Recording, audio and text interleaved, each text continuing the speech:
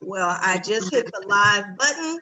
So we are live. I will have you guys to introduce yourselves in just a moment, as well as after I finish the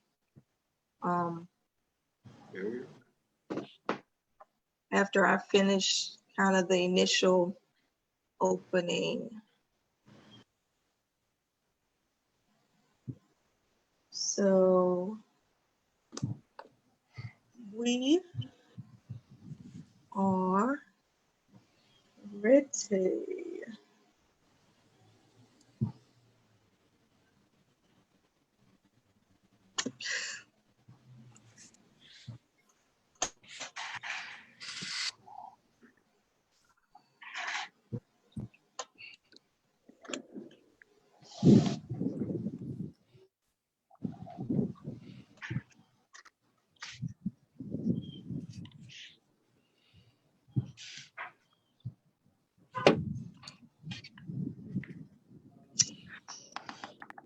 Okay.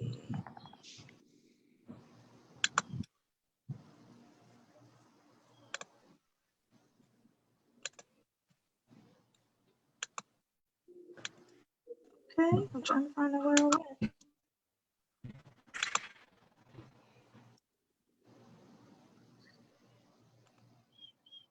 All right, I believe we are live, guys. Thank you so much, everyone, for being here tonight. We are live and in living color on Charlotte Watson's Girl Talk. And today's session is entitled Meet Me Half Court. Now, I was going to title this Meet Me in the Locker Room, but technically girls are not supposed to be in the locker room with guys. So I had to kind of make a little change with this, but nevertheless, thank you so much. I'm going to get all the preliminaries out of the way. If you guys please make sure you go to our website, which is charlottemwatson.com. On Facebook and Instagram, it's Charlotte M. Watson, and Twitter, it's CM Watt. So if you'll make sure that you go to those particular platforms, like us, follow us, all that good stuff, you'll have lots of exciting topics and lots of information and many more panels and discussions and conversations like this. So again, I am Charlotte M. Watson, and I am glad to have you guys join in with us today. So we are going to have candid conversation with three of my friends, three wonderful co-hosts by the name of Willie Love, Derek Walker, and Naeem Sabor. So if you guys will just thank them, just thank them for, give us a high five or let us know that you're listening, but thank these guys for being a part of our show tonight. Thank you. So, I'm going to let each one of them kind of introduce themselves and give us a little bit background information before we dive into it. I have got my drink of choice because I know that this is going to be a pretty hot conversation. So I see Derek is going to have to go get his too. So Willie, would you like to start off with us and tell us a little bit about yourself? Sure. My name is Willie Love. I have been a classmate of Charlotte since we were 5 years old. Yeah. I am married. I've been married now for 9 years to the former Marcy Coleman. I am an associate pastor at St. Mary Baptist Church in Barwell, Texas. And I'm just here to give whatever insights I can. Wonderful. And to give insight, because we always need that married male perspective, so that they don't think, these two single guys are just blowing smoke here. So thank you for joining us. Derek, why don't you talk a little bit? Well, no, let me leave you last. You're the youngest, so let me come back to you. Naeem, if you'll kind of introduce yourself and tell us a little bit more about you. Okay, well, hello everyone out there. It's a pleasure to be here on this discussion with Charlotte.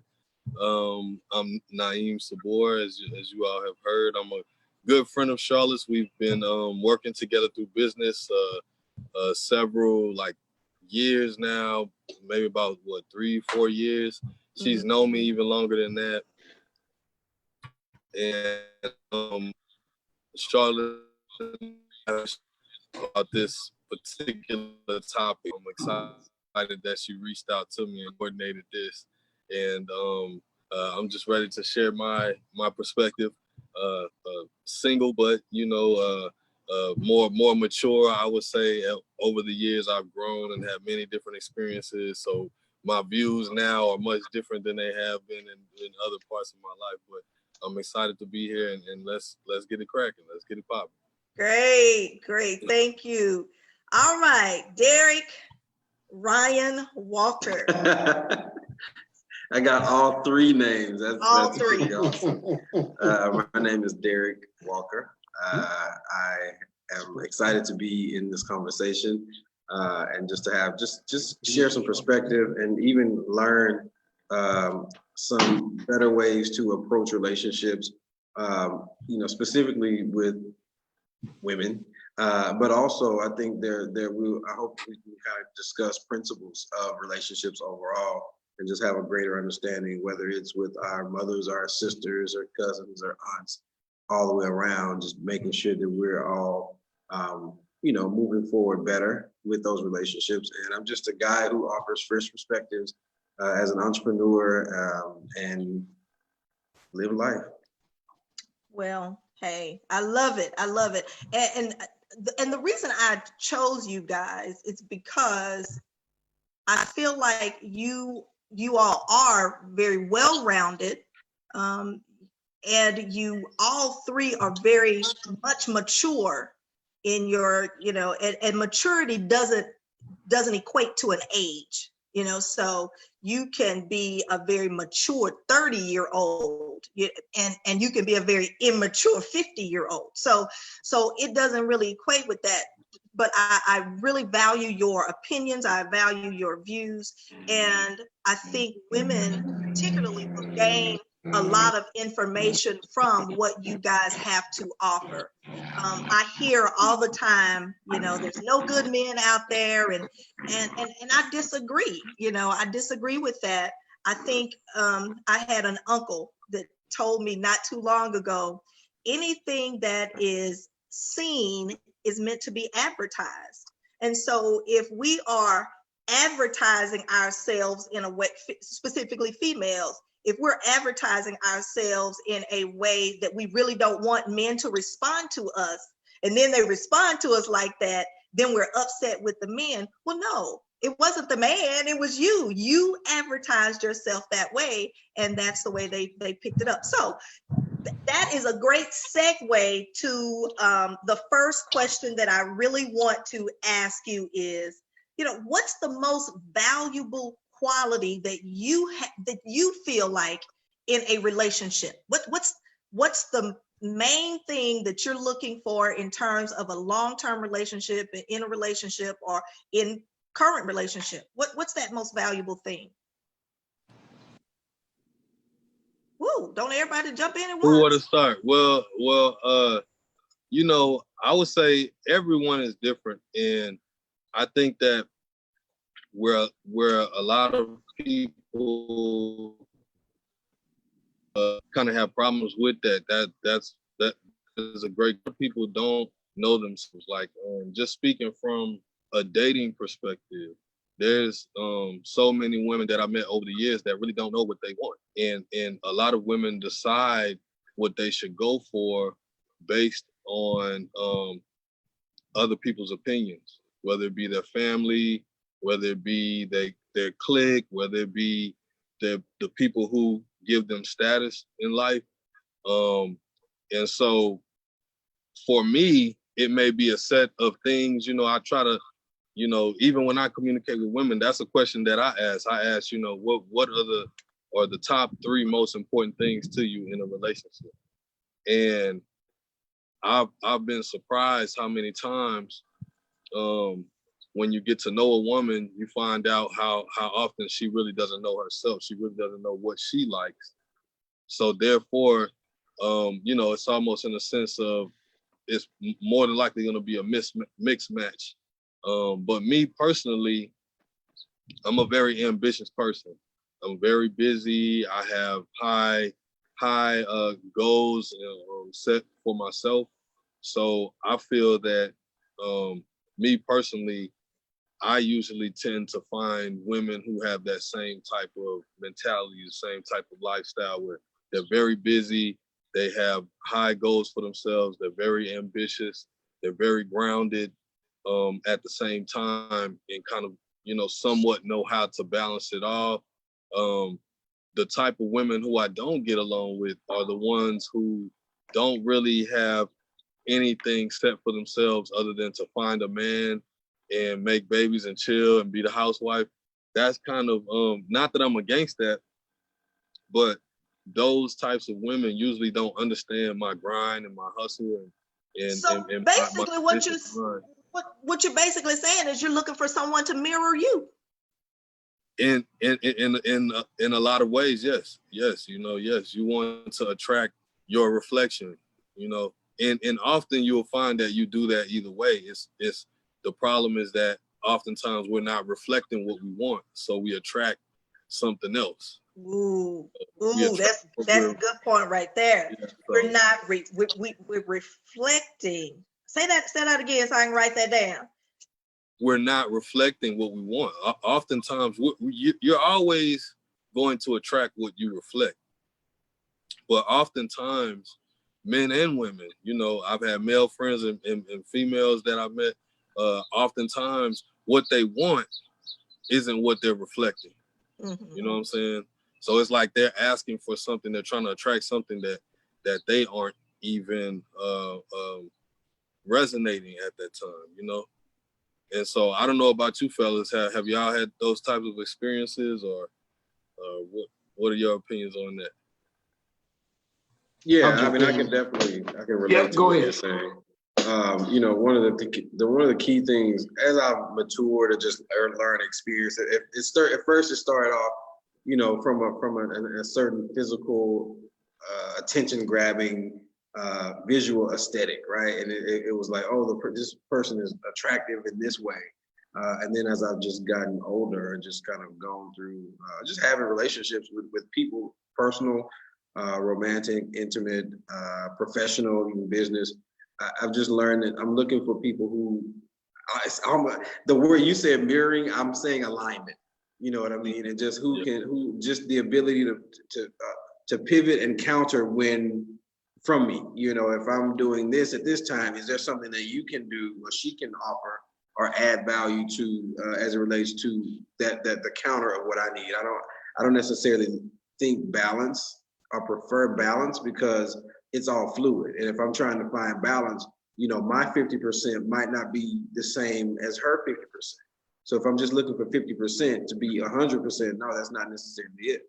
You know, I could have a cup this size and she could have a gallon, and if we're trying to match each other and be equal, it's just never going to match up because it doesn't align that way.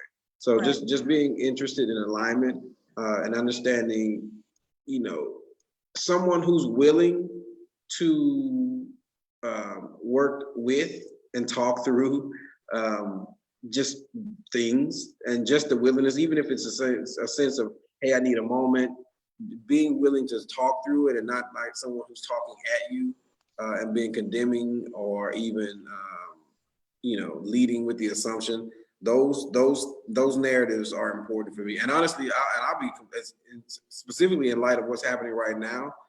It can be very tough to live as just particularly a Black male in public and being at home or being with that person in that safe space. Or we want somebody and we'll prefer someone where we can be in a safe and a gentle space and not necessarily have to be on. Yeah, we're considerate of the relationship and the needs and the desires. And at the same time, you know, it's very, very important for me to have someone where that allows, or where just there's a space to to have the full spectrum of me without having to be this version in this space at this time. You could be your 100% authentic self. You can be your 100 raw authentic self at all times Without being critiqued or judged. We'll say criticized. I don't mind a critique, but without being criticized, without it being harsh, and without me feeling like I may as well go back to work, And I talk about that in my book, in Breaking Free. That's one of the chapters that I talk about. So, but this is not about the book. So, I am going to talk about some of those key points. Willie, let me hear from you. You're the married guy. So, what is it that you looked for in my friend, my classmate, Marcy Love? Well, just to kind of piggyback on what the fellas already said, I think my perspective has been a little bit of the same, but maybe a little different. Like my brother Naeem was saying, we don't always reflect what it is that we're looking for. And I think the problem, at least I've seen it in my life, that the problem has been the difference between who I am up here and who I am out here. A lot of times we put filters on ourselves and on our actions and our behaviors, and because we can't see ourselves clearly, we tend to think that we deserve more than what we're getting. But what we're getting, like my brother said, is exactly what it is we're reflecting. So the people on the outside of us are seeing the real us. We're seeing the filtered version of us in our head. And until we get to the point where we actually understand who we are and see ourselves clearly, we're going to keep having that disconnect. Like my brother was talking about, I see myself as holding a gallon, but everybody who comes up to me can tell it's only a 12-ounce can. But there's no way you can convince me that this 12-ounce can isn't a gallon. Right.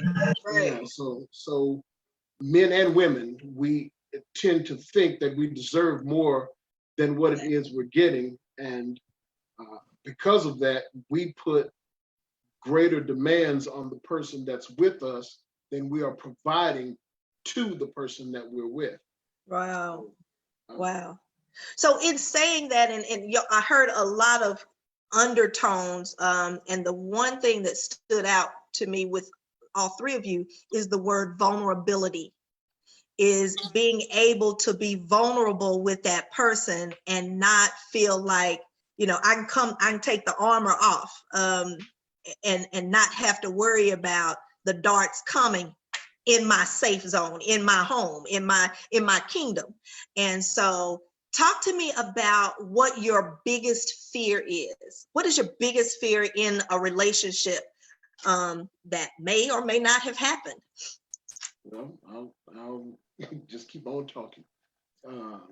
I think for most men, I know that it has been the case for me and for the people that I know, most men is their biggest fear is going into that vulnerable space and having that trust betrayed, because it takes a lot for a man to lower his guard down. It takes a lot for a man to let anybody in that close. And if you get in that close and cut me, I'm going to make sure that not only you don't get there again, that no one else gets there again. Wow. And so I think that is probably, well, from my perspective, our biggest fear in relationships. Wow. Okay. Any other takers willing to share? Yeah, just one of the,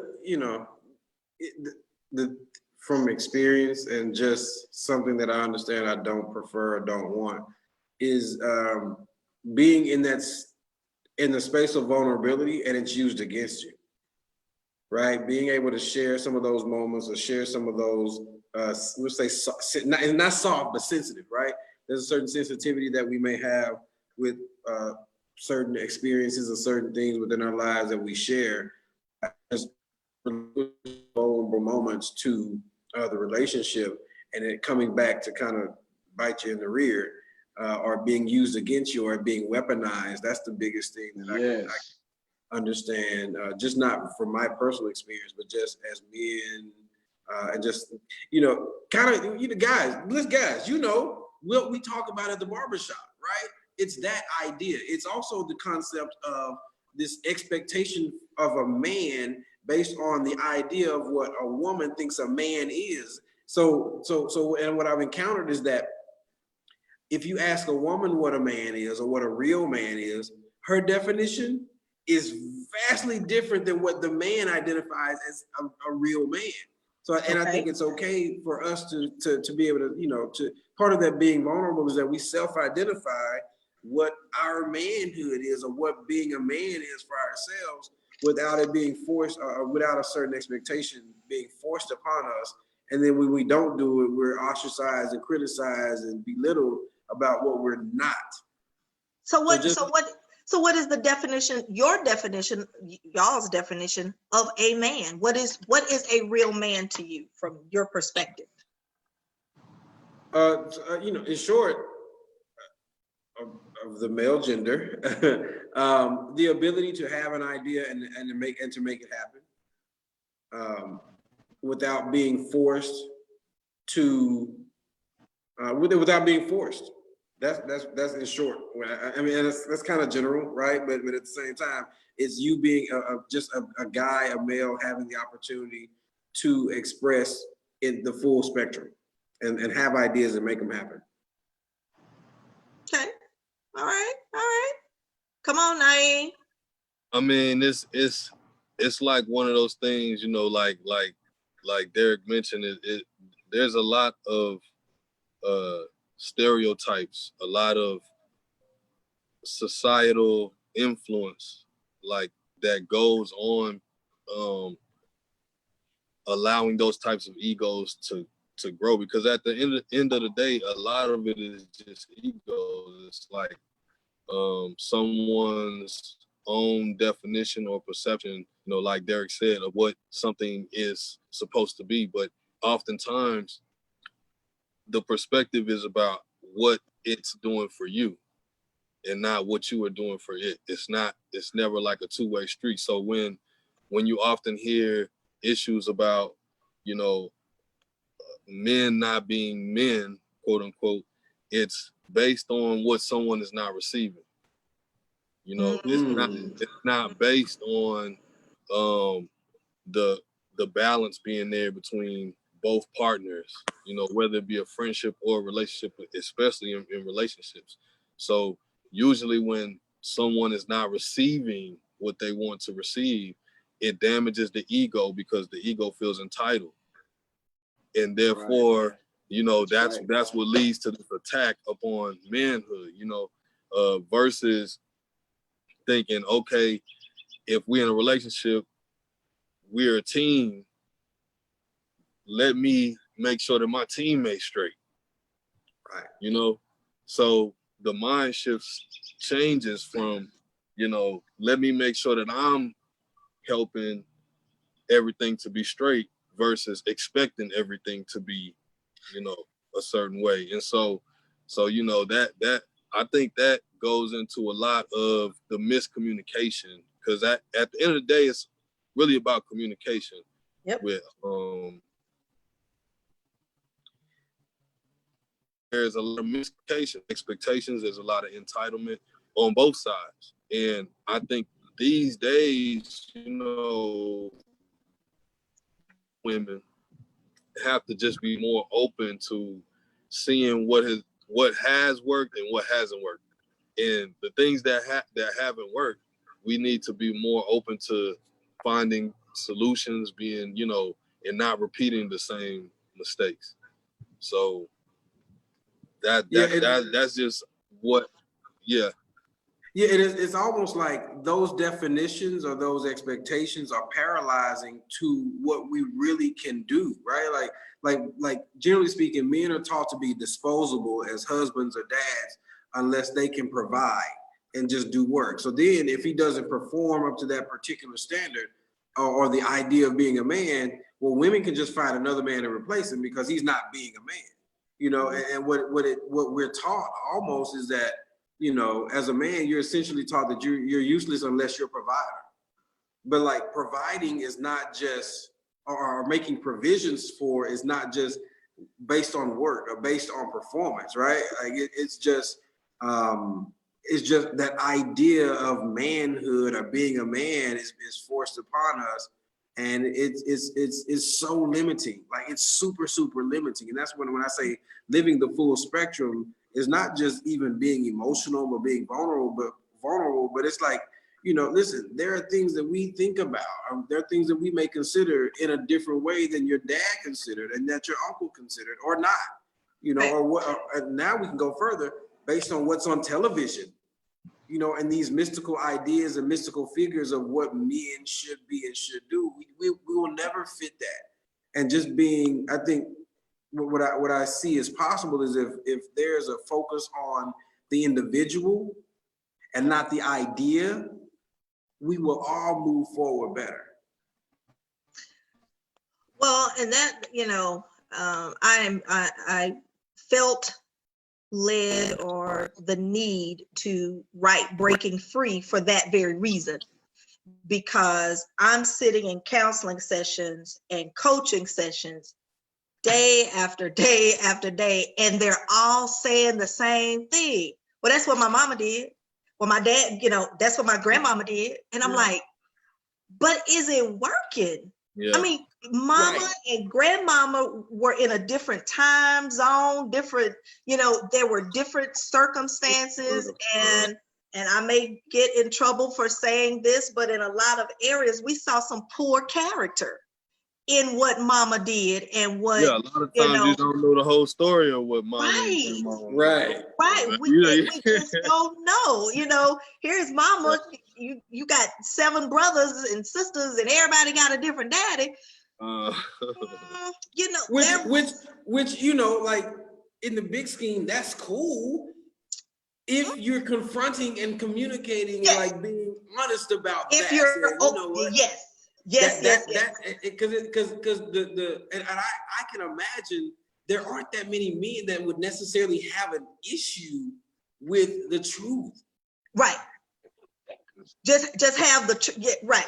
Just but you know, so it's you know, and I would like to make sure that this is not perceived as like women bashing or just coming hard against. Well, no, we're not trying to woman bash, but we are gonna keep it real, and I'm gonna say that a lot of women, just to put it in a nutshell, they expect perfection these days. These women expect perfection from what I see. Now, I don't know if it's my peer group or whatever's going on, but like you have to have not even 99%. You know what I'm saying? You better be at 99.99, because we live in a day and age where everybody's on Instagram. They're seeing so many things, whether they be real or false, and everyone is comparing, you know, what they want to what somebody's posting for likes. You know what I'm saying? So, you know, we living in a day and age, like you just said, things are different, where the majority of the people who I meet have dating apps. They've been on dating apps. You know, you got online dating.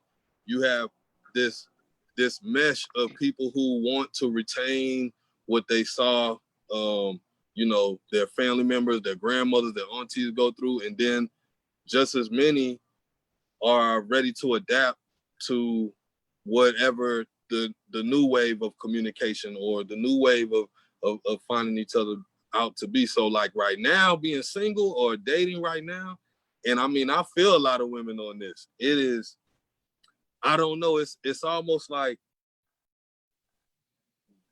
going to the club and you really don't know who is who until the lights come on at the end of the club and everybody about to leave. But because everybody is posting their best photos online, everybody is portraying this beautiful life and everything is all together. And then when you try to connect with them, you know, you run into, you know, those human frailties, you know, the the same type of lies and contradictions or even expectations that could destroy any type of relationship. It's like, you know, so I think it's frustrating on both sides for men and women right now. You know what I'm saying? But Yeah. I think that a lot of the frustration is due to the lack of communication, like all the way around. So Absolutely. Yeah. You know, one other thing is I think about this story. Like Naeem, what's one of your favorite cars? one of my favorite cars, Yeah. Porsches, man. I love Porsches and I love SUVs. So Okay, Porsche so SUV. let's say you've got a brand new Porsche. A brand new Porsche. What year is this? 2020, brand new Porsche, your favorite color with the convertible, right? Okay. But your driver's manual is from 1960. Okay. How beneficial? How much do you even recognize you can do? If you just read that book or read the manual, how beneficial is that for you trying to drive your brand new 2020 Porsche? It's outdated. In a nutshell, It's outdated. It's outdated, fam. And so what we have are generations of we'll say people, not just about gender, right? But we've got people who want these 1960s values, right? Yeah. Without recognizing and valuing who we are and where we are right now, right? Even from a standpoint of provisions in the 1960s, it was a little more accurate to expect a man to make provisions and to provide because of the laws against women not being able to work. We're not there anymore. Right. It's just not the same. Yeah. And that's okay. Well, go ahead. I'm sorry, Willie. Go ahead. I would just from my perspective, I would differ with that just a bit, using the same analogy. If you have a 2020 Porsche and you have an owner's manual from 1960, there are still going to be some things that are valuable even out of that 1960 book, like the Porsches in 1960 took unleaded gas, just like the Porsches in 2020 take unleaded gas. There are certain things that are fundamental to the operation of a car that are going to be valuable from generation to generation. And I think there are certain fundamentals of the relationship between a husband and wife that transcend generations. I think one of the reasons why men are looked at as the provider is because it is not only our societal makeup, it is our physical and our psychological makeup as well. There is a great value that a man gets out of being able to provide for his family. Now, to Derek's point, one income households are extremely rare these days because the entire structure of our economy is not where it was in 1960. That being said, I don't think it excuses the man from being the provider, but it also should put into the woman's mind that all of the pressure for being the provider can't all fall on the man. Not and maintain the type of lifestyle, like my brother Naeem said, that you're seeing on Facebook, that you're seeing posted on YouTube. Either you're both going to put a co-effort into making that lifestyle a reality, or something illegal is going to be going on. So changing our mindset is definitely required, but I think our mindset needs to change without abandoning all of the old standards that got us here. Yeah, I mean, and today, I mean, you know, you gas is going to go in the car, you know, period. I think where we're going is just the conditions have changed, and our response to the conditions, and even what you're saying, our response to the conditions are you know, we're dressing like we're in a new season, right? Like we're dressing like it's summertime, but it's winter, and complaining about the cold. Right. that's so we have to be, and that's what I talk about with the willingness. We don't have to reinvent the wheel, right? Like, I think the wheel's great. Mm-hmm. I'm also saying that there are some other ways to look at how we utilize the wheel and how we move forward and how productive we are in our personal lives, as well as in our shared lives. And I'm sure you can relate. I'll give you my stats, right? I'm 37, no children, literally no debt, college degree. That's a beautiful thing. No, never been married. And I have women coming to me saying, I'll cook you a good meal. No, I can order Uber Eats. You can get DoorDash. You don't need her. DoorDash. I can provide. Like, I know how to provide. I haven't missed a meal. And even as we talk about providing from those days, right? Like, that was about protection. And it's almost like, even if we talk about the conditions of today, the protection that we need, it's different.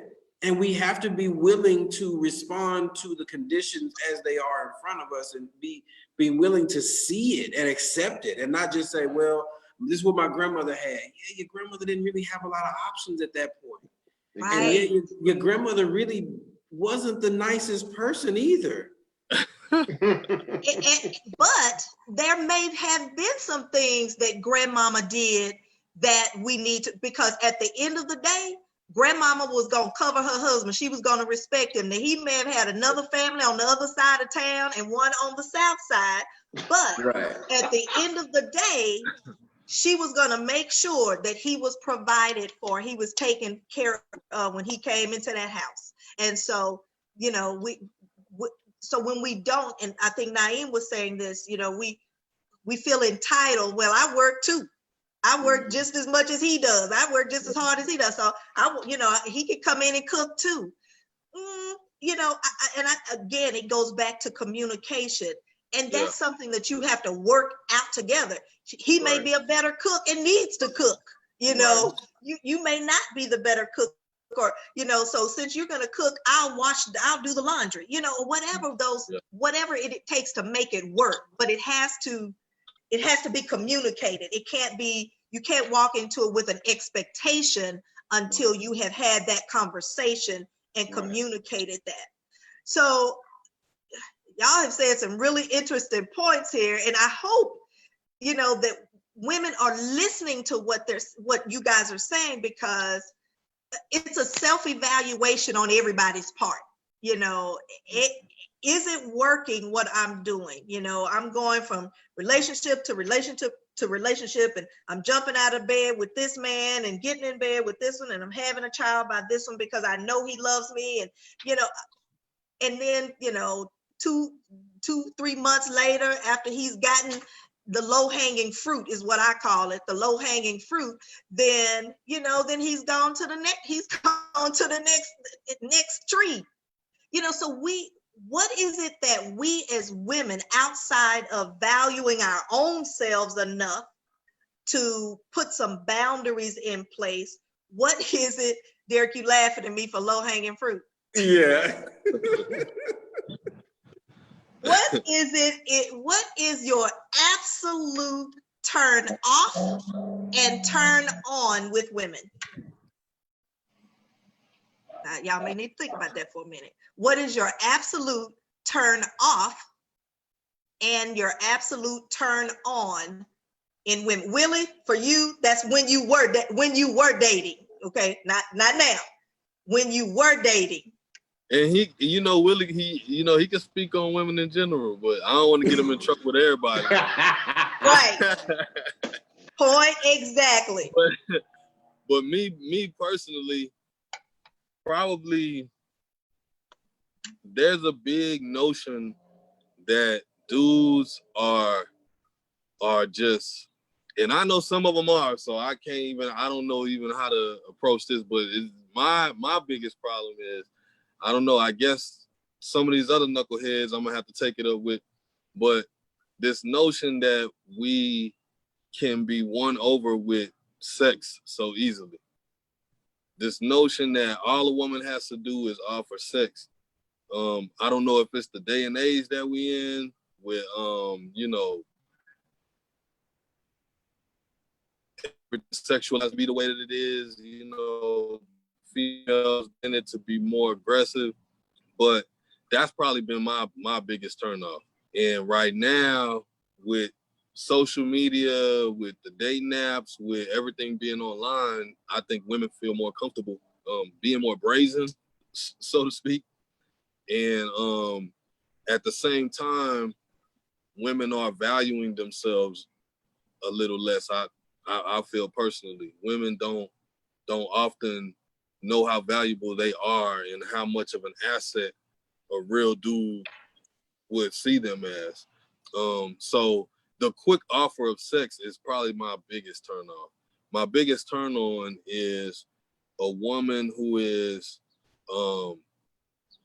going after her goals, who knows who she is and is, you know, constant in the pursuit of becoming her best self, whether it be self-development, whether it be reading, learning, working out, being healthier, whether it be working on a project she's always wanted to do, whether it be making a difference in her community, but a woman who knows, you know, herself and can act upon that. Kind of like what Derek said earlier about the definition of a man, a person who knows who they are and can make an independent act to further themselves in life. That's the biggest turn on, because a lot of women that I meet are either looking for a dude to be their ride, you know, out of working for themselves, or settling for the typical job that you don't like, neighborhood you don't like, car you don't like, end up having kids with a dude that you don't like. Like those are probably my two biggest things that I'm allergic to, that I run from. You allergic to that type of fruit is not good for you, huh? It is, I'm out. I start and I'm out. So I don't know, what is it for you guys? I don't know, especially Derek. You know, he's younger than me, so I know he gets it all types of ways. So you know. No. So what, let me make sure I answer the question. What's the question again? What's the exact question? So hold on, are y'all hearing a feedback? You're good? Okay. So the question is, what is the biggest turn on? What is the biggest turn on and the turn off? Okay, we'll start with the turn on. That's kind of a weird thing, but the turn on is I like femininity. Like, I like very feminine women. You know, just the feminine energy. I mean, and when I say feminine, that not meaning, you know, red pumps, black pencil skirt, white blouse, red lipstick, and hair in a bun. Like, I'm not. That's not what I mean. I mean just the feminine energy that counters my masculine energy and that perspective, right? It creates it's like, I keep talking about this fluid type of movement, where there's some alignment that exists, and I really and honestly appreciate femininity a lot. One thing that's probably a turn off, or just something I don't prefer, is shared decision making. Like, the way I make decisions doesn't have to be like yours, and that's okay. We can have shared responsibility, but it doesn't make sense for you to have a flat tire and call me first without calling AAA. Don't make me have to make the decision for what you should do to help yourself and just expect for me to do it. Does that make sense? Am I making sense? Well, I mean, in some instances, I feel you, but that's also why I feel like, okay, so let me ask you this, Derek. Would you rather, you got two women, they both equal in beauty, the whole nine, how you like it. Right. One of them would have made an independent decision and one of them would have called you to see what you wanted to do, which one would you prefer to be with? Call me when you make a decision. So do you feel like as men, it's also on us to find somebody, you know, like we was talking about, like you said, in alignment, or should we be letting like little stuff like that ride, you know, like making compromises on like what? You're right. No, we should not make compromises, and that can be. It could, you know, sometimes you don't know until you're in the middle of the haze. Like, oh, okay, whoa, you know. And I think the other part of that is preparation, right? Like if you're my person, and you know, like I said, it's the same concept. I kind of use this as an example, right? Like if I'm in an important meeting or I don't know. If I have to be concerned about your whether you're going to live or not, or whether you're safe, that's a lot of pressure and responsibility. If I don't know that you're at the least safe, if you call me and say, hey, I had a flat, I called AAA, I'm right here on this highway, I can at the least say, well, hold on, go ahead and call them and counsel them. I can be on my way there and we can handle this. Or I can say, I'm glad you're safe. Stay on the phone with me until that person comes, and when we finish, meet me at the you know, Ruth's Chris, and let's have dinner. Like, right? Like, give me a chance to not have to make the decisions for you. Okay. Right? Put us in a position so that we have success and that you stay alive. If I have to be concerned about you being in your safety, and personally, I've experienced that a few times. I had to, like, you know. It was like, okay, I'm doing, not that it's not important, or not that she wasn't important at the moment.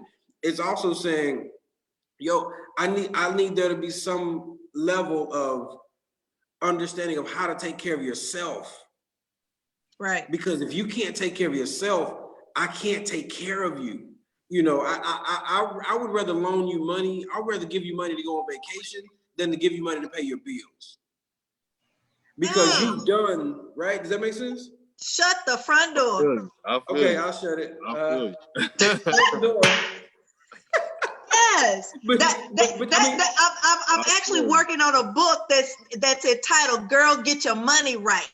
Because nobody wants to do that. Nobody wants to have to take care of a female unless that's their choice. Don't make them have to do that. Yeah. You know.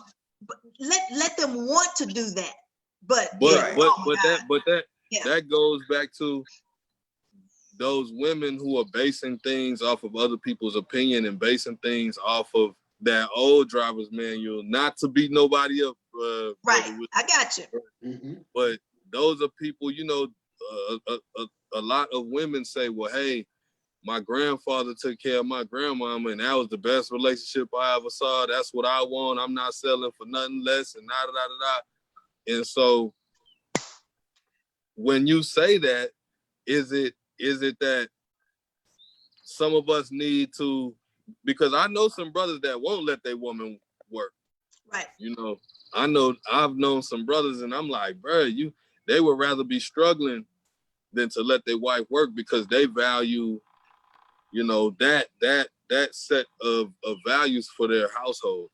But that could be a male, like, ego satisfying thing, right?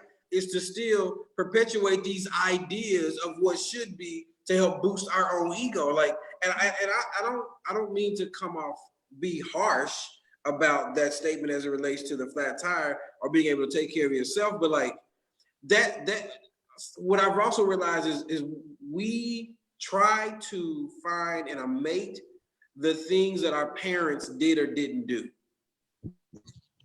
Very consistently. Yes. I've experienced it. I've seen it.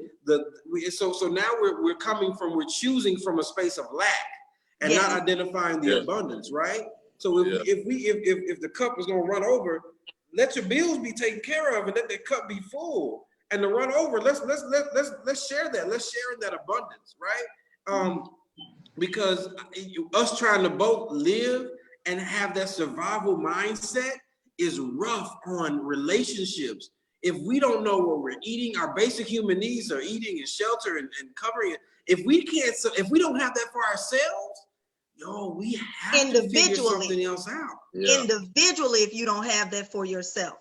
You Yeah. can't come together and it's going to just magically, you Yeah. know, back to what Naeem said about, you know, us as females wanting the relationship that our fathers, mothers, and grandfathers had. I remember having a conversation with my grandmother, and I'm like, you know, Papa is just the bomb. He is just the best. And she like, girl, do you know I had to cut that Negro? I had to take my, I'm like, what you cutting for? You know, so no, we only see what we see. We don't Right. see it. We don't see behind the scenes stuff. And so we do. And it goes back to the book again, you know, living the lies that our mothers taught us, living beyond that.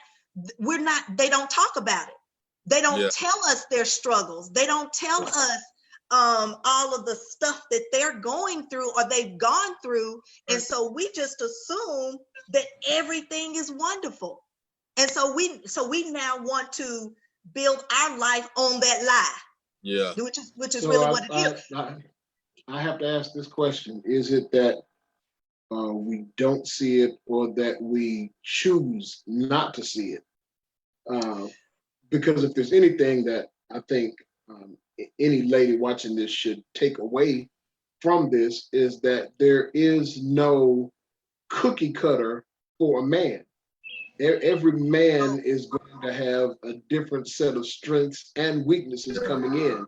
If you are a woman who wants a man who you can pick up the phone and call when you have a flat tire before you call AAA, don't waste Derek's time.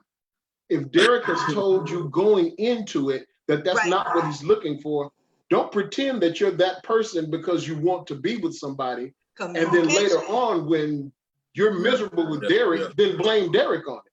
You know, blame Derek for that. When he's made his... Can I high five you? Can I high five you?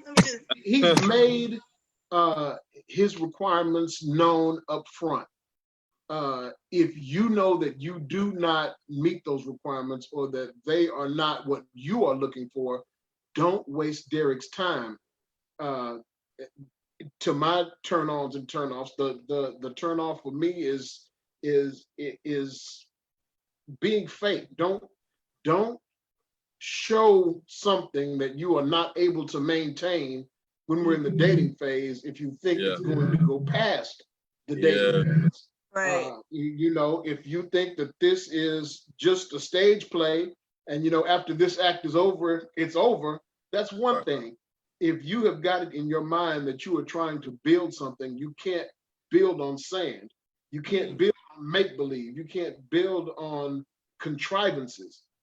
So I think the first thing that a woman must do is decide what it is that she can and cannot live with. Be honest about that and don't compromise that.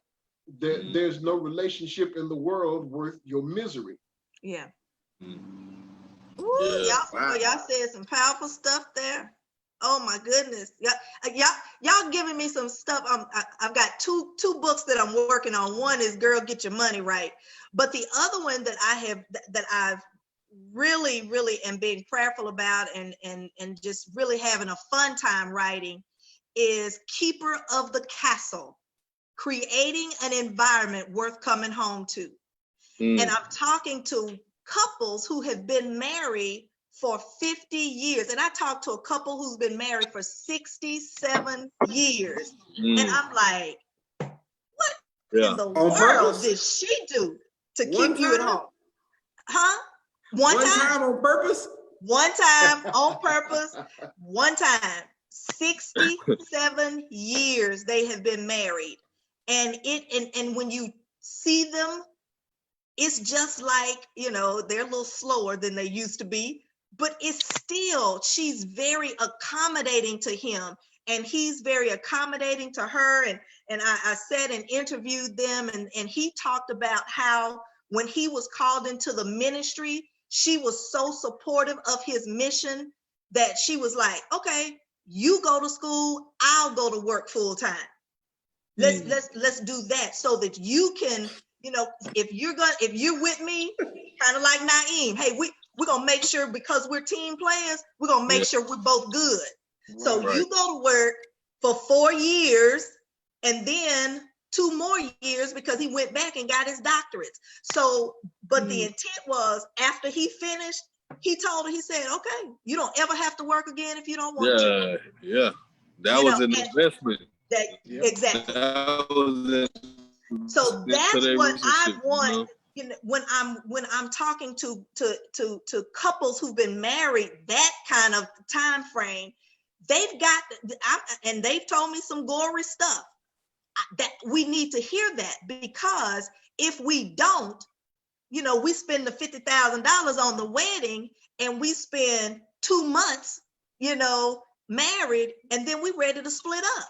Yep. When we've not invested that much time, we'll plan a wedding for 2-3 years, but we, you know, but we don't want to invest that kind of time in the marriage itself. And so what you guys have said today, hopefully will help some of the people. I want to read one of the comments that someone just said, so I want you all to respond to it. In dating for a man, what does it mean to say to another woman, you are not dating, that a lady you are dating may be the one because she is the breadwinner? Keep in mind, he's dating multiple women. Ooh, ooh.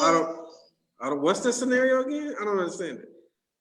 In dating for a man, what does it mean to say to another woman you're not dating, that a lady you are dating may be the one because she is the breadwinner? So he's dating multiple women. He's dating But multiple women. there's a woman who makes more money than him, and Yes. he's saying she might be the one because she's got money. Because she's got the money. Yeah, they call that a gigolo. Yeah. Yeah, or a gold digger. They got those on both sides of the table. So yeah, that's someone who is basing the value in a person off of the finances, which you know, that happens on both sides. But yes, it to does. that person, I hope it's not them. And if it is, you know, game recognized game. She gonna have to keep her eyes peeled and understand that you know, if a person doesn't value you for you, it don't matter what you bring to the table. They will never value you. If they don't value you from the beginning, they will never value you. And that's something that I had to learn, because a lot of men, you know, going back to the masculinity thing, we don't take into account that we can get in toxic relationships too, and we can get into, you know, bad situations also. So we have to be mindful of that same thing, you know. The woman, you know, or you know, maybe that guy right now is in a relationship or in a position where he can decide in that way. Like that might be smart. You know, if and that's if we adopt what women have done, right? Let's say we adopt the same line of thinking. It could be that. I mean, I don't know. But just from an alternate perspective, that and the fact that he's communicating that, it may not be necessarily that bad of a thing if it's working for them. I could probably more readily accept that if she hadn't put the caveat on there that this one that he's saying could be the one, he's not even dating her. He's basing her being the one strictly on her being the breadwinner. So of all the women that he is dating, the one that he's saying that he might marry is the one he's not even dating yet. So he doesn't know how she is, how she might relate to him, how their relationship may work, and he's ready to marry her because she's the breadwinner. So how much of a value is not just earning potential, right? But just the potential of that relationship or just that partner, you know, so should we not consider at all? I mean, you know, how much should we consider, generally speaking, how much should we consider finances or even economic mindset or ability as it relates to selecting that partner? Now that part, I don't fault him for. Because like I said earlier, if that is important to you, you should be brutally honest about it going in, because it doesn't matter how attracted you are to someone. If your goal is to build financially and that person is financially irresponsible, the relationship is not going to work out. So you must be brutally honest about that going in, but you can't then say that, okay, since you've got money, I'm going to marry you. I think that part was a step too far. Okay, let me throw this in there. So could it be that she is a female who's making it happen because she's going after her dreams, she's going after whatever she's got, she's doing her thing, and so she's making more money because this other one over here on the side, she just really not doing much. She's fulfilling him, but she's not, she's not that alignment that he needs. And she, because of that, her hustle, her girl boss attitude, okay, maybe she is making more money than the others. But I think the key to that goes back to how I explained it is now, like the way you just described that, you put the value in her. Right. And so that was the big difference that I wanted to differentiate was the value. And you could see somebody and say, I value this person because they about their money. They don't care what happens to them. They're going to go get another job. They're going to do whatever to pursue their goals. That's how that person is. But then to say, well, she got the money, is not really valuing the person. It's more or less when she loses that money, I'm going to jump ship because I'm valuing the money. I'm not valuing the person. If you value the person, she could lose the money.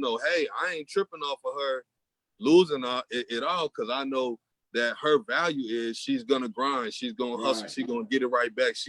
This ain't nothing but a little obstacle for her.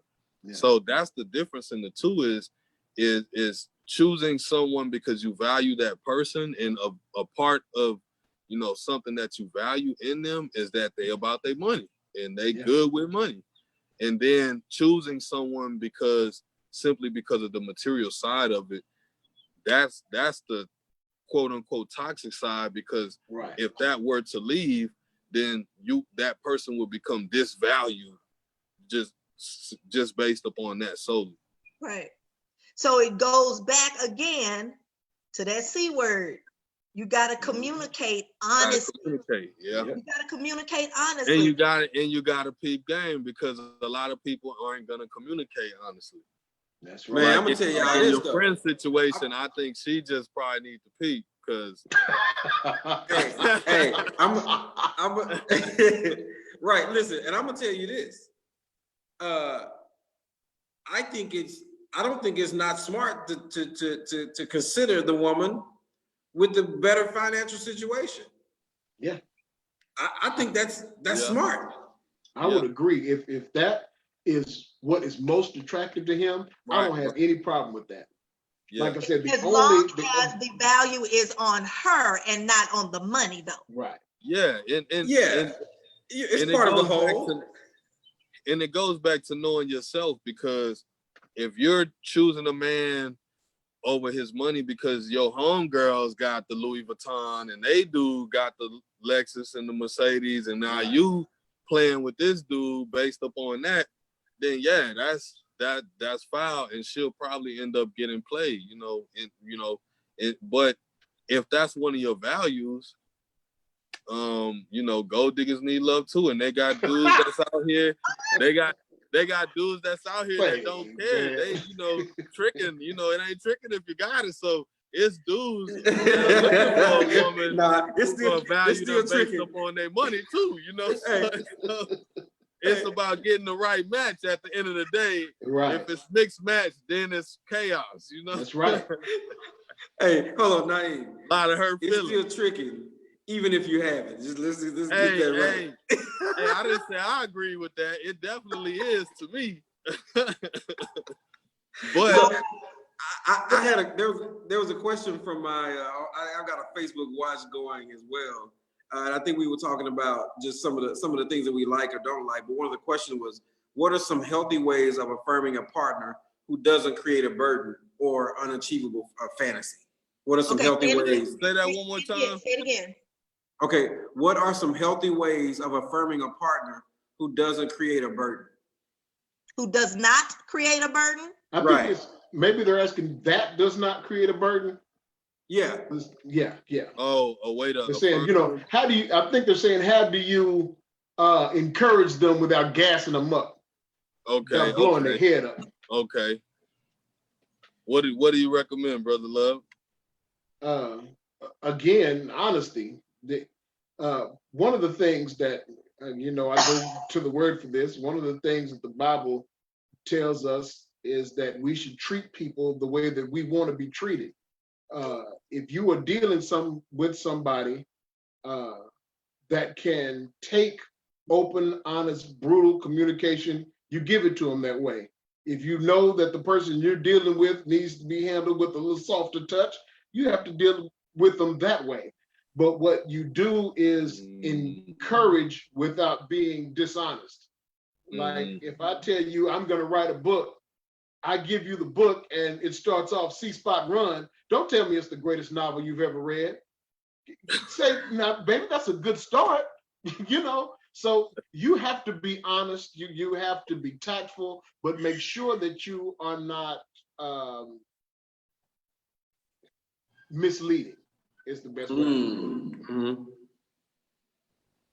Does anybody else want to talk on that before I say something? I mean, I think it's also about getting to know your partner as well, because I've found myself in situations where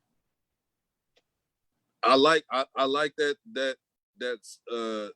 statement, treat others the way that you want to be treated. But in some cases in the relationship, Brother Love, I don't know if it's me, but sometimes instead of understanding that that may be how you like it, Exactly. that's not necessarily how I like it. And then running into a situation where someone feels that, okay, well, this is the way I want to be treated, so I expect you to treat me like that, or this is the way I treat you, so I expect that in return, you know.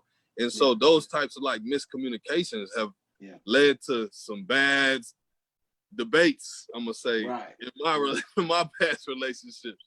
Yeah, so I think the nuance there is you don't treat people like they're you. You treat people like you want to be treated. So what you want people to do is consider your feelings, consider how what they say or do is going to affect you before they say it or do it. That is the way that you treat people, the way that you want to be treated. You don't talk to them like they're you. You talk to them like their feelings and their boundaries have value. But here's the flip side of that. We say treat people like we want to be treated, but when you have a person who is unhealthy, who does not love themselves, they're going to treat you bad. Period. Right. Because they don't know how to love, because they don't love themselves first. And so when I'm coaching and when I'm doing counseling, the very first thing, particularly if it's a couple that I am premarital counseling, or sometimes the court will send me somebody who's about to get divorced and they have to send them, you know, for mediation. The first thing I have them to do is take the 5 love language test. Because what we want to do is we want to love my partner the way I like to be loved. Yeah. Instead of, and it goes back to communication. So that test now lets you know, am I a hugger? Do I love physical touch, or do I love gift giving? Do I love acts of service, acts of kindness? So that tells you what kind of language of love, what makes them feel the most loved. Yeah. And what happens if you don't know that? I'm gonna send you some roses, and I'm like, I don't even like roses. Right. Or you get these brothers who can talk eloquently and they want to write you poetry and write it, and you like, that don't do nothing for me, because that's not my love language. So it goes back to learning your partner and knowing the person that you are in a relationship with. My mother always says that there's a reason why it says till death do you part, because it takes to life It takes a lifetime to Oh, really learn all the different things that are happening with that, because we change. Our I life thought I change. thought you was gonna say because y'all gonna kill each other. Now, look, I did have a counseling session not too long ago, and a lady was a nurse, and she told me how she had plotted to kill her husband. Told me, oh, Dang. they would have never found him. Like, okay, that's way too much information. We're gonna have to put this right here, just in case a homeboy come up dead and missing. I don't want to be accessory to that. So, but yes, we Yeah. gotta learn to be open and honest with each other, and we have to be willing to communicate with each other. And hey, and just because you are not the person for me doesn't make you a bad person. Right. Exactly. You're just not the best person for me. Right. There's somebody else that that's great for you. Yeah. It's just not me. And that doesn't make you a bad person, me a bad person. It just means that our alignments cannot come together. That's right. So we gotta start asking them to take the love language test, right? yes, And us as brothers, we gotta take that test too, so yes. we can know who to avoid and who to link Yeah. with. I have another perspective about that. Okay, if I can talk share. to me. Talk to me. Right?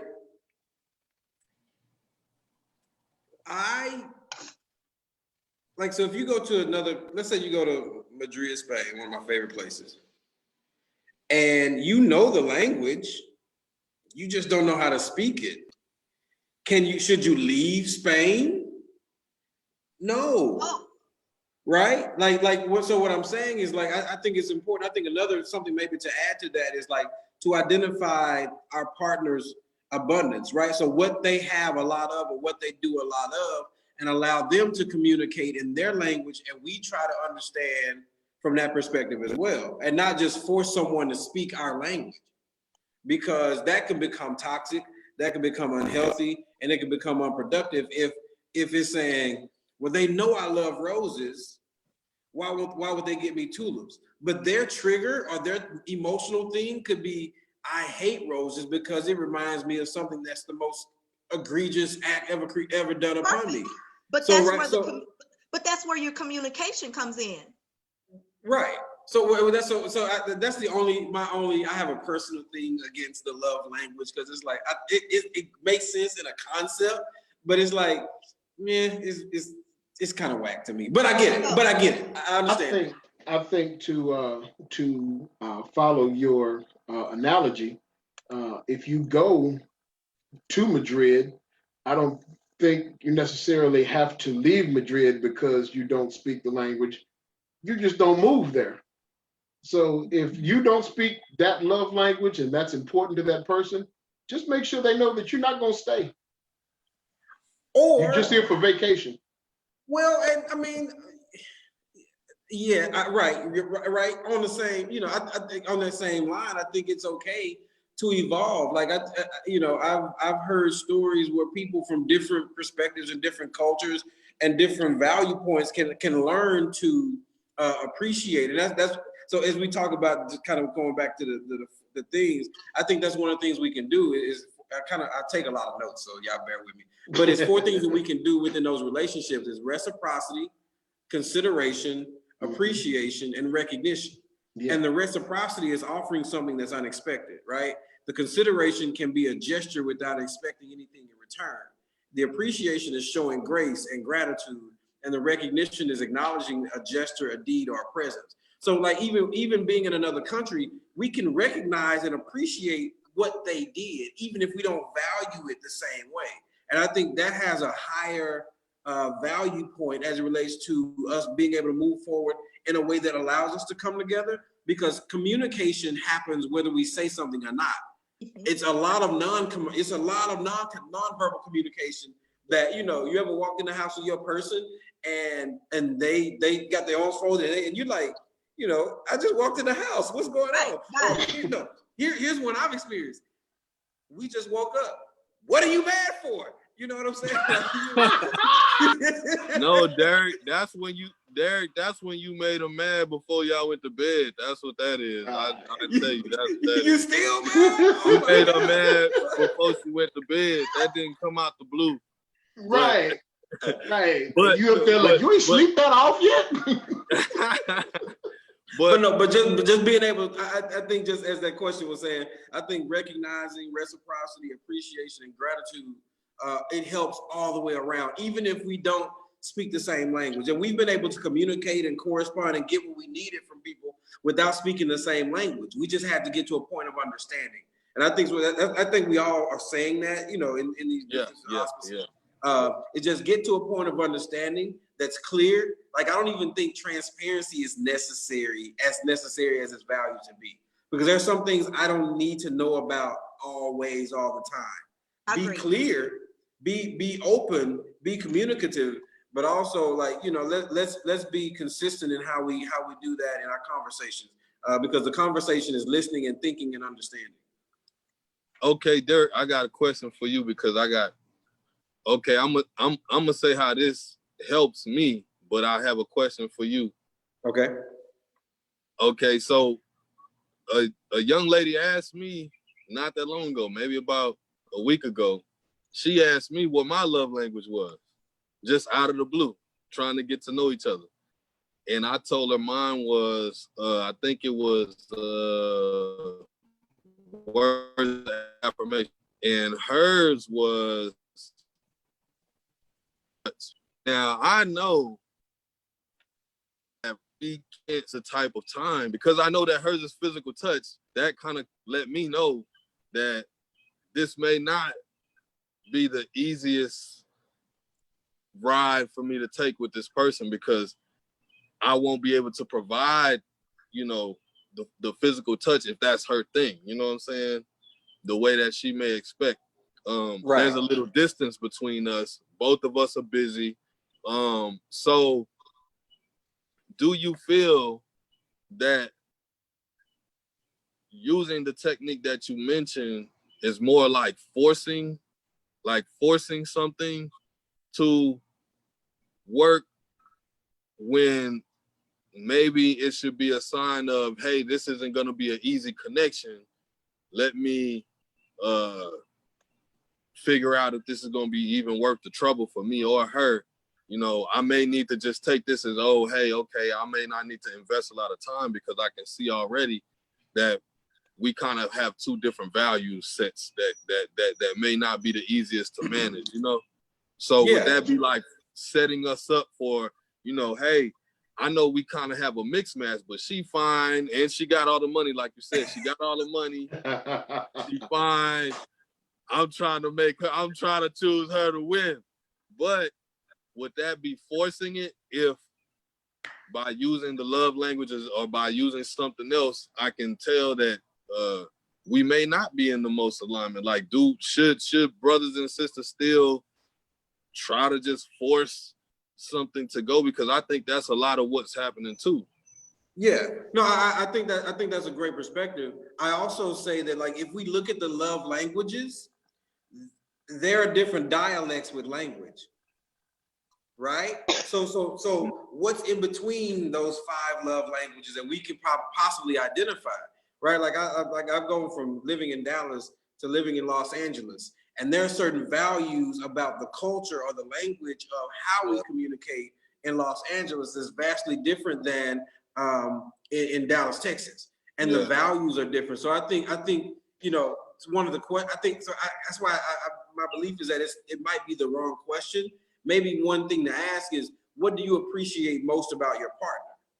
What do you appreciate most from your partner? Your partner, like, you know what I mean? And speaking from a standpoint of not just these 5 only types of languages, without recognizing the dialects in between that, where there's a chance to see and discover. Like, I think that's the beautiful thing about relationships, is being able to have this journey and share this journey and see the potholes together and say, oh, well, this is this. Let's move this way. The other thing about that love language is that you guys may speak the same language, you just haven't engaged long enough. right? You're identifying this love language as being qualified based on past, without being considerate of the person in front of you.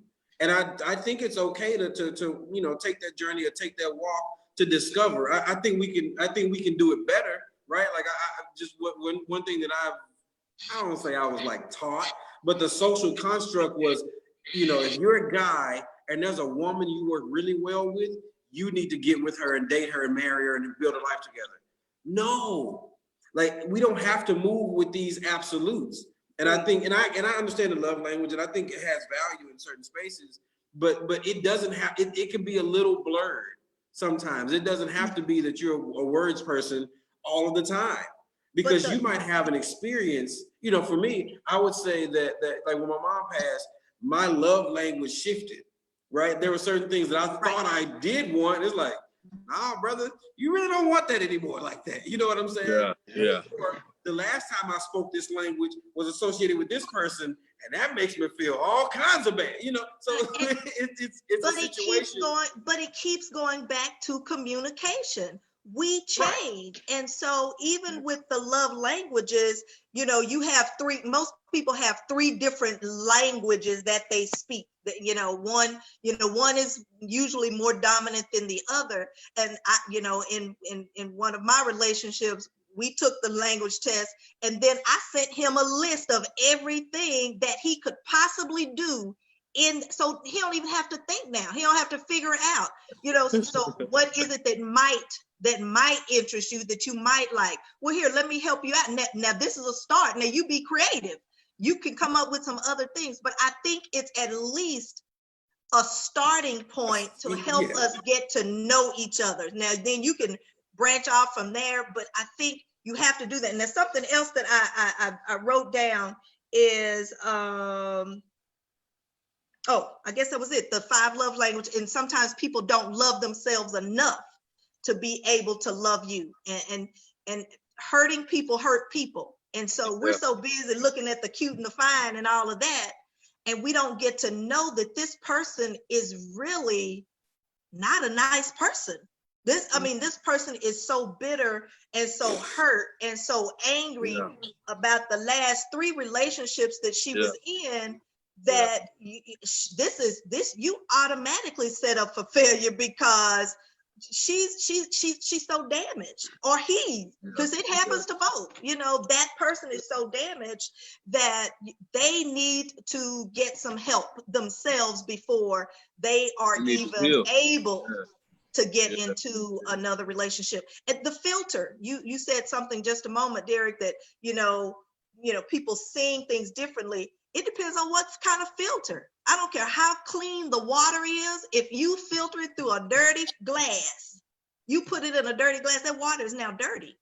So if you look at it through damaged eyeglasses, then you're going to see it incorrectly. So we have to be very intentional, I think, about slowing the pace down, kind of slowing it down, and do our research before we jump into bed with somebody. Well, and when you say jump into bed, like that's the automatic thing about children. And I think one thing that I've just over time realized is I haven't necessarily made lifelong decisions that I have to share with someone who I don't want to share them with. Like that's the other part of decision making that allows us that we're responsible for. Having good and bad relationships and relationships that don't work, man, that happens all the time. That happens at work, that happens within families, that happens all the time. But like when you get into a situation where, just specifically as men with children, and the system is not set up for us to it's not even about for us to win or not. The system is set up for us to perform in the socially constructed expected way, and it does not benefit us. So Agreed. As long as we continue to make choices that don't put our future in someone else's hands, I think that's where we can, I don't want to say get our power back, but that's where we can own our decisions and own our opportunities in a different type of way. Yeah. I agree. Now, I have a question on the floor, so I want to make sure I go back up to it so you guys can answer it. Now, know that we are like an hour and a half. We're at 8:30, so I'm good with talking, but you guys, I'm on your time. I got a date. No, I don't. I really don't. You better have a date with me, boy. I don't have No date is with me.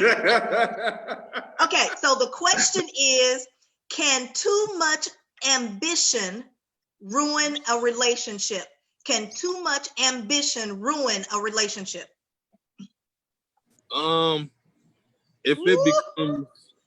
If it becomes competitive, I know a lot of times in relationships, you can have two very strong, ambitious people, and once again, if they're not on the same team, That's it. If they don't make collective goals to help one another or to make it to a certain place as a couple, it can become competitive. I've been in a situation like that where it got to a point to where it was like, who's gonna cross the finish line first, and who's gonna get this accomplished first, and who's gonna make the most money this month, or with this new project or whatever's going on, and so I think when there's situations like that, yeah, it can get crazy. But what's even worse than that is when you're with someone who doesn't understand your ambition. And so, so it's kind of like, High five. yeah. So those situations have been way worse, I think. And then covering the full spectrum, what's very beautiful is when you meet someone who can match your ambition.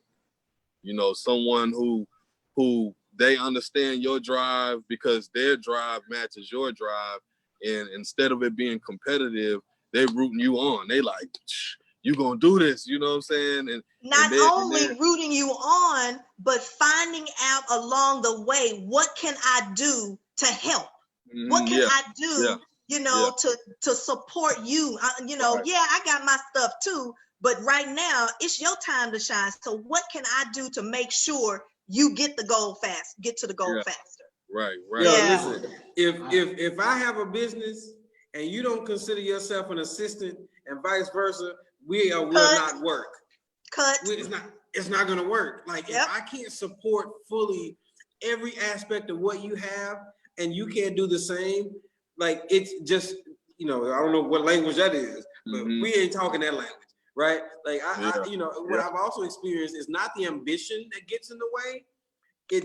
I've experienced jealousy, and it is crazy to be in a space where you're sharing something with someone and they're jealous. Yeah. And so even to another degree, like, one of our most vulnerable positions is when we're asleep.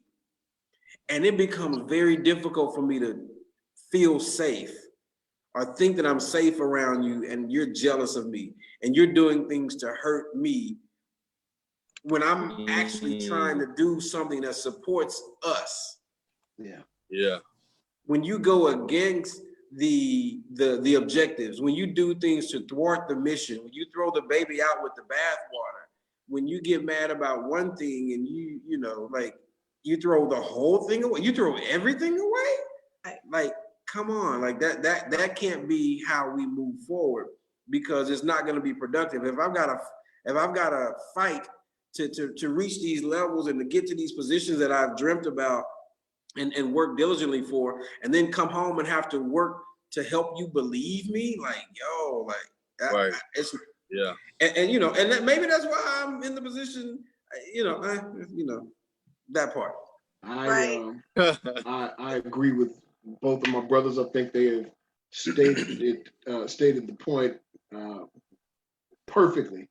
I'm going to assume that if somebody texts that question to you, it's because they've been told that. And I just like to address that it's a false narrative going in. There's no such thing as too much ambition. Right. It's just like when you're at a track meet. Wait, stop. Can I stop right there and just give you a high five right there? Just let me do that. Yeah, we got gotta bring that one back. Ain't no that such does thing. not exist. Yeah. When you're at a track meet, there are preliminary rounds. Only the fastest times from each round or the fastest times overall will make it into the final rounds. All your ambition is doing is weeding out the people that aren't supposed to be running your race anyway. Shut Yeah. the front door. Yeah. Yeah. Yes, indeed. Yes, indeed. Well, that'll end this Wow. call. We're finished for the night. No. Wow, guys, yeah, I mean, I'm telling you, the questions are rolling in and people are really excited and they're chiming in. So Derek, I hope you're getting the same feedback on your call. I did not mean to keep y'all an hour and a half, but No, this listen. has been great. This has been great. You know, one thing I do appreciate, I mean, and we're still in the midst of COVID-19 and a lot of the stay-at-home orders and being really respectful of that. What seems to have been created is a space for us to have conversations in a safe, in a safe, gentle space, right? Like this, Right. like what we're talking about, us guys, we talk about this. This is why we go to the barbershop. I haven't been in a while. But this is what happens in those, we're sharing these perspectives with some of your women viewers who don't always get this. And I just appreciate, first of all, just looking at the comments, not being attacked, not the words being picked apart and used against us, and just allowing us to have a space to share and converse just openly, even if the ideas aren't fully 100% fleshed out, but just to kind of talk through it, because that's what guys do. That's what we do quite often. And it's really interesting that you would say that, because that obviously is a huge, and I know it is, but it's bigger than I really understand, that just being attacked. Because I have about 4 other guys that are really, really smart guys. A couple of them are doctors, and I asked them about just coming on and being on a panel call, and they like, absolutely not. You know how that call is going to turn out. I'm not getting on there. I'm not going to be, plastered all over the wall for being a Hispanic male and not doing this. And I'm talking about guys of various ethnicities. I'm not, I'm like, dude, we just don't ask questions, so what are you afraid of? Listen, I will tell you, like, and I hope I say it in the most in the way that's understood the best way. Man, women can be very, very brutal. Oh yeah, we can. In ways that are violent and volatile. We holy though. We holy and we go to church though. We holy and we go to church though. Yeah, y'all holy. Okay.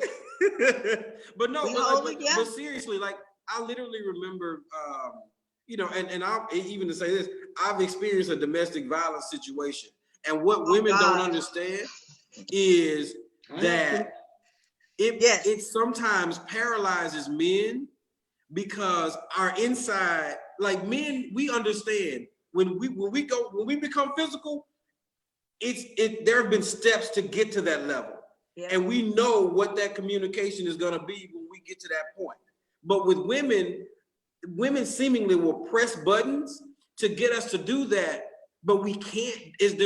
Sometimes it's something innate that won't allow us to go to that next level, and then they use it against us. Yes. And it paralyzes us. Yes. It drives our confidence down. It breaks our spirit. And then we're saying, then they say, well, just be a man. And it's like, I'm not even like this I'm not this confrontational with my male friends in my male conversations. And you're being extremely volatile, extremely pushy and unnecessarily violent. And it's just like, I literally remember, just short story. I was at it was a why don't men go to counseling? And it was 3 male counselors, and it was probably, let's say, 47 men and 6 women, right? So I asked the question, I said, hey, counselors, these are psychologists, degreed, all this stuff, right? How do you define toxic femininity, and what do you recommend for guys to do when they experience it? And all 3 counselors said, man, why would you ask us that here? Which was indicative of this social norm and understanding that women will respond in a violent way. And let me tell you what else happened. The 6 women who were there, the looks and the energy and the response they gave me was, what you talking about, toxic femininity? Right. They will actually perform what we were talking about. Exactly. Even one of the counselors said, man, no, we don't talk about that. Which is indicative of this social norm that really aligns with, like, you know, a lot of the domestic violence cases are women and not provoked by men. Right. They're just And not that, you know, reported. and that's what we were talking about toxic relationships, period, and about the misconception that dudes can be in a toxic relationship. You know what I'm saying? And where the woman is doing those types of things, she's berating the you know, basically a form of verbal abuse or emotional abuse, mental abuse. But what makes it become abusive to a man is because we're stuck in this rock and a hard spot where on certain levels that it's called, you know, all women get emotional and trip out. All women lose control of their emotions. And being a man, if you can't take that, then you not being a man. If you can't deal with a woman's emotions, you're not being a man. And so it almost facilitates. If you're dealing with a toxic person, you know, it facilitates that toxicity being where the man is on the receiving end of the toxicity. You know what I'm saying? And now the woman feels like she got a green light to berate the dude and talk to him all kind of way because she a woman. She entitled to act out of control, to slap a man in his face and not expect to get hit back or to talk to him any type of way, even to a point to where it causes depression, you know, destroys self-esteem, you know what I'm saying, makes mental health unstable. And so it's kind of like women have to accept that, you know, they have the same power that men have, you know, especially when it comes to emotional, mental, you know, even spiritual well-being. Manipulation. That's our biggest one that we deal with. We will manipulate, and we learn that from little bitty girls, how to manipulate our daddies, how to manipulate. So we learn because that's never addressed. Oh, it's cute then, but now you're 24 and now you have learned how to be. Now you're 37. Yes, you're 37 and you have learned how to master and really the scripture calls it witchcraft. When you are manipulative, that's a Jezebel spirit that we don't, you know, call it what it is. Call it what it is. They don't like me sometimes, but I try to speak the truth. I try to live in truth. And we do forget that it is so talked about of having a quiet spirit. It doesn't mean don't say anything, but it's how we say something. We can say anything with a quiet spirit. You know, you don't like what he's doing.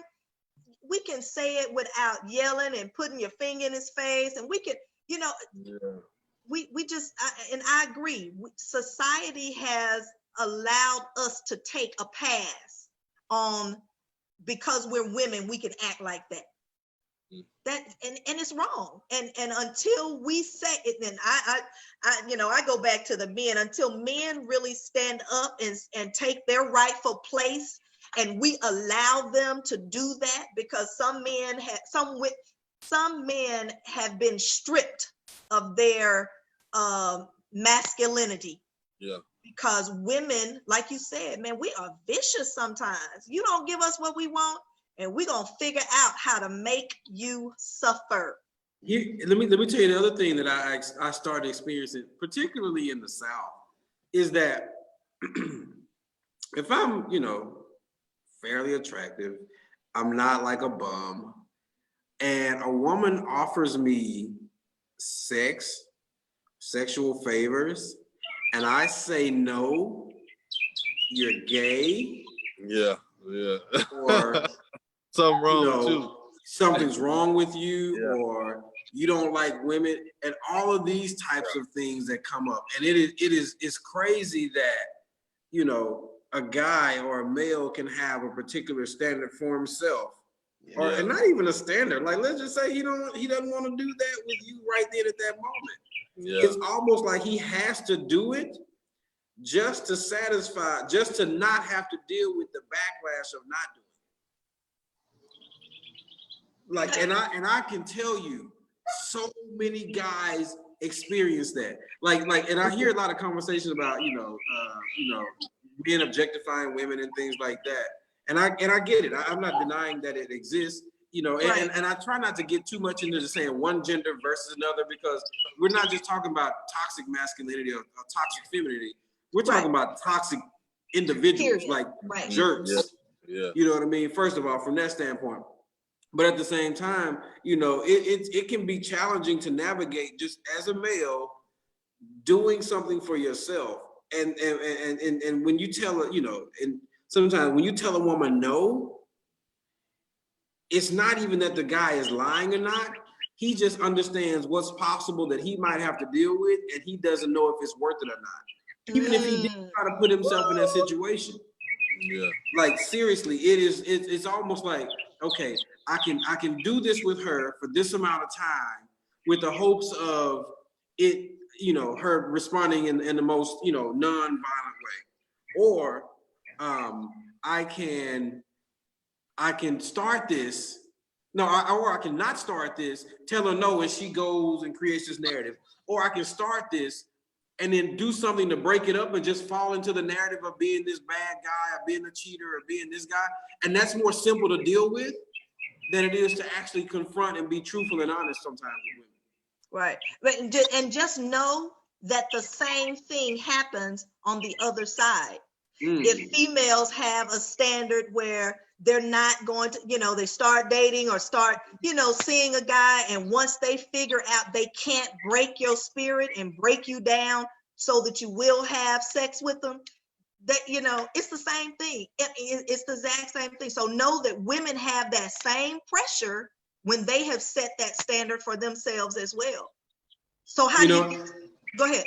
No, and I always bring, I on these group chats, I often say this oftentimes, like, the distance between A and B is the same distance between B and A.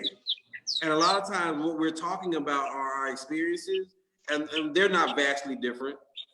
When we're talking about hurt, when we're talking about love and emotions and desires and aspirations, there's more alignment than there is a difference with those. Yeah, I agree. And when we can have, really genuine, honest conversations about those, and not just about speaking a language and all these esoteric things of ideas of what we can be, but just when we can have just honest human conversation, that's when we win. And I'm gonna be honest, I've also found out that you don't even want to date each other, because you want to have the best relationship that creates the best possibilities in life.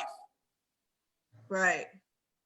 Okay, guys, it is 8:45, and I have one question that I want you guys to sum this up with, and that is, what's something, I actually have two, so we'll see how fast y'all answer this one, but what's something about guys that you wish every woman would understand?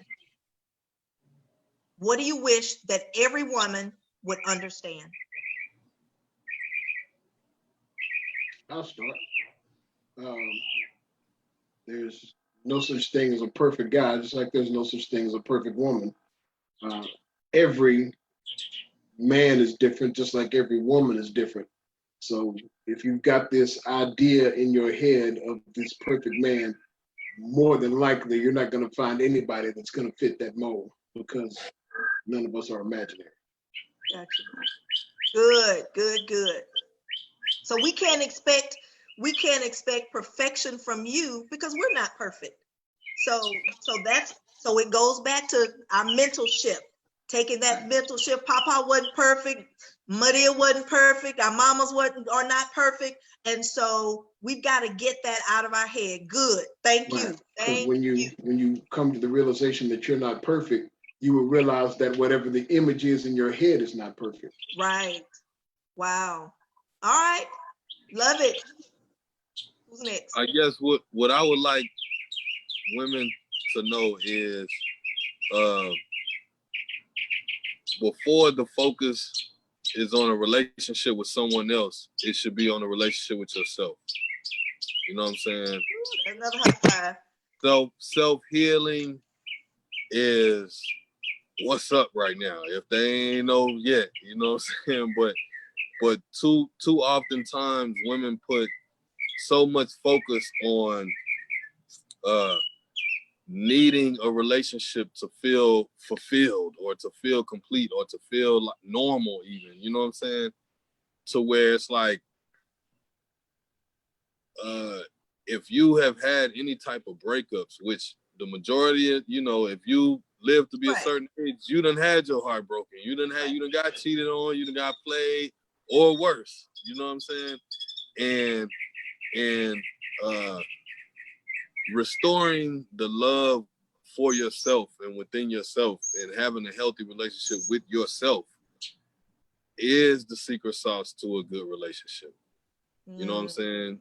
It's not trying to find who got the this, that, and the other, and are you healed, healthy, and at a loving place within yourself where you're ready to learn somebody else, where you're ready to be real about what you want, where you're ready to communicate, where you're ready to develop trust with someone else. Because if those things aren't in alignment before you meet the guy, before you start talking to the dude, before y'all start, you know, having 2-3 hour long conversations and trying to meet up, the chances of that being a good relationship, a healthy relationship, are very, very slim. So self-love, self-heal, restoring that relationship with self. I say there's no better love than self-love.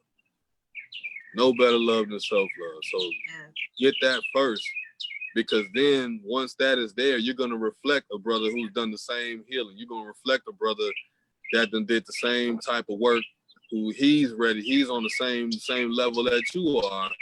So once again, you know, that can oftentimes is a deal breaker. Sorry about the birds, y'all. They trying to serenade me tonight. They are. But having that self-love addressed gives you the advantage to now you're attracting a brother who's done the same work. Right.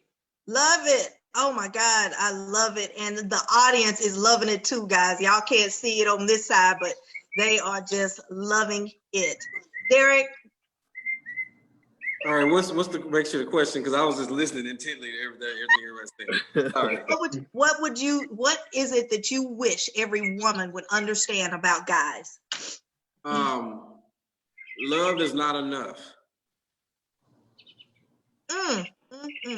That sounds like a sermon right there. Well, I can add some more to it. You know, I think that that'll preach. We'll go with the Father, the Son, and the Holy Ghost. The Father, love is not enough. The Holy Ghost is that marriage is not natural; it's a choice. The other part is that men don't cheat on women; we cheat on ourselves.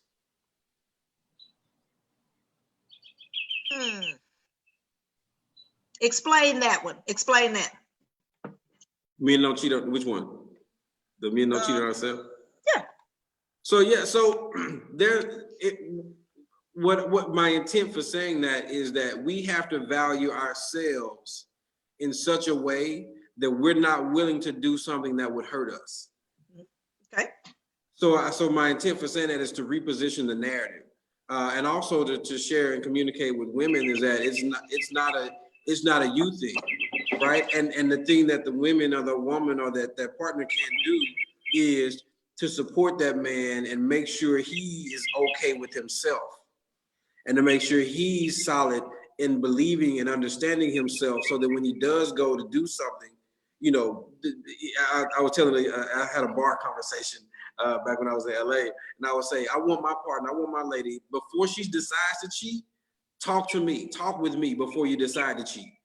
Right. And so having the willingness of being in a space where you have being in a position where you have the space to say, hey, it's not even that I want to cheat.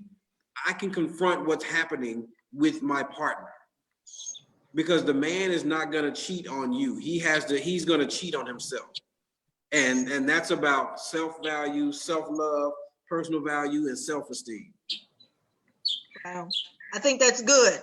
I think that's good. One of the chapters in Breaking Free, Living Beyond the Lies Our Mothers Taught Us talks about cheating and how we as women sometimes have to take a step back and ask ourselves, obviously, whether it happens on either side, no one forces a person to cheat.